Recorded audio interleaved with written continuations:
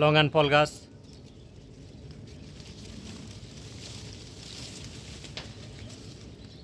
আপনাদেরকে দেখাইতেছি আমি, প্রতিটা ডালে আমার ফল আসছে মাশাআল্লাহ আলহামদুলিল্লাহ, কোনো ডালে বাকি নেই।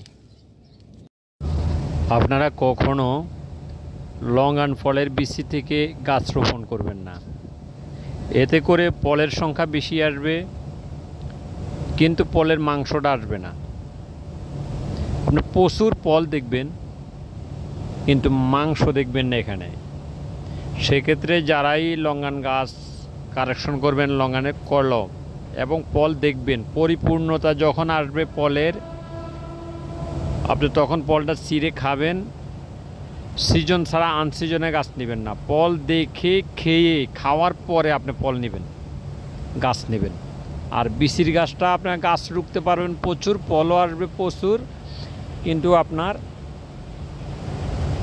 মাংস থাকে না, বিচি থাকে বড়, কারণ ফলের সে তখন বিচি বড় থাকে। তো সেক্ষেত্রে আপনারা কি করবেন, গাছের সিজনালি দেখবেন কখন ফল আসে, ওই ফল দেখবেন, গাছ থেকে ফল পারবেন, ওই গাছের ফল ওই সময় নেবেন,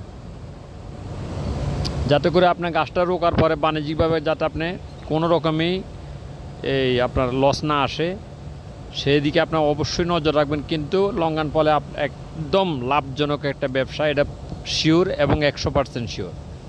লিচুর চেয়ে অনেক লাভবান থাকবেন আপনি যদি কোনো রকম কয়েকটা গাছ রুখতে পারেন। তা আমি আপনাদেরকে ফলগুলো দেখাইলাম। এটা হচ্ছে আমার পরিপূর্ণতা এখনও আসে নাই, তারপরও আমি আল্লাহর রহমতে মেলা গাছ, এখানে মেলা ফসল, সমস্যা নাই। তো এই দিকে আপনারা একদমই খেয়াল রাখবেন। আমি আপনাদেরকে অবশ্যই বুঝাইতে পারছি কিনা সেটা আমি জানি না, যদি কোনো কিছু বলার থাকে অথবা জানার থাকে অবশ্যই আপনি কমেন্টের মাধ্যমে বলবেন, আমি কমেন্ট করব।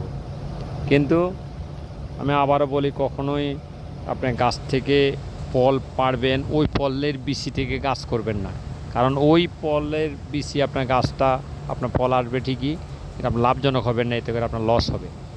তা আপনি গাছের সিজন দেখবেন, ও সিজন অনুপাতে আপনার এই করবেন। এই ফল গাছ থেকে যেই কলপ নেবেন, ওই কলপে যদি ফল থাকে সেটা আরও ভালো, ওখান থেকে আপনি দেখে কিনবেন,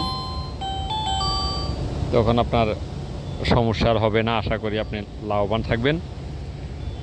তাই এই আমি আজকে আপনাদের সাথে এখানেই শেয়ার করলাম, শেয়ার করবেন অবশ্যই।